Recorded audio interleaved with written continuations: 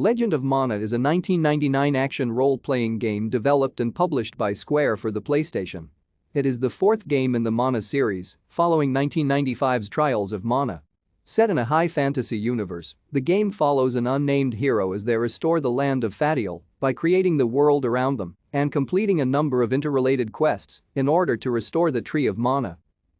While incorporating action role-playing elements from the prior games in the series, such as real-time battles, Legend of Mana has its own distinct style of gameplay. Most notably, it gives the player the ability to shape the world's structure through the land make system, generating regions and quests in a non-linear gameplay system rather than a strong main plotline. Legend of Mana was directed by series creator Koichi Ishii, designed by Akihiko Matsui, and produced by veteran Square director and producer Akitoshi Kawazu.